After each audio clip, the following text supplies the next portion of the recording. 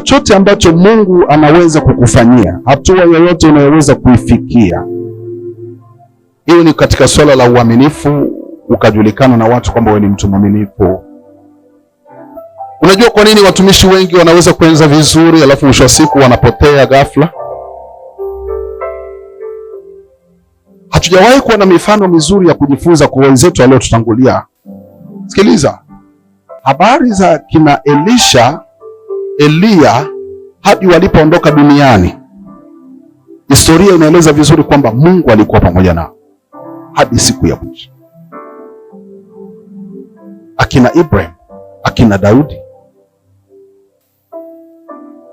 Tulisoma habari za Elisha hata alipokufa.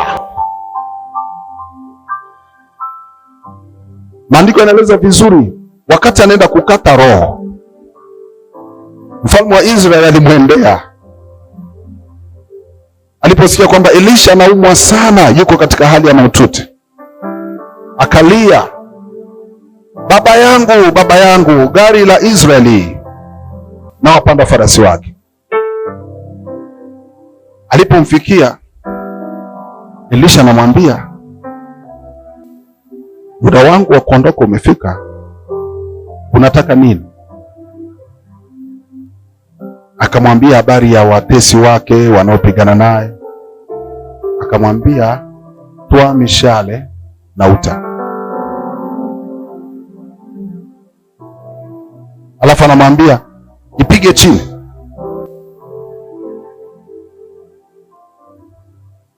Alipopiga chini, akapiga mara 3 tu.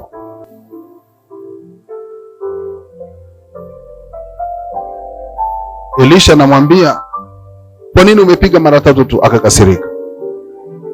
Mfalme anauliza, kwa nini mzee? Sema ni kwa sababu ulivyopiga mara 3, utawapiga Washami mara 3 tu. Ungepiga hata mara 5 hata mara 6 ungewakomesha na kuwamaliza. Lakini kwa sababu hiyo umepiga mara 3 tu, utawashinda mara hizi 3 tu.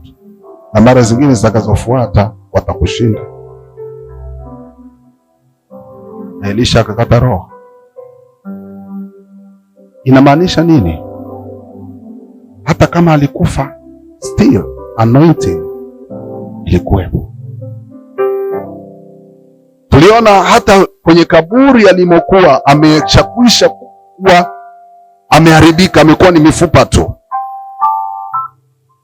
Maiti iliyotupwa ndani ya ile kaburi ilipogusa ile mifupa ya Elisha, mtu akafufuka.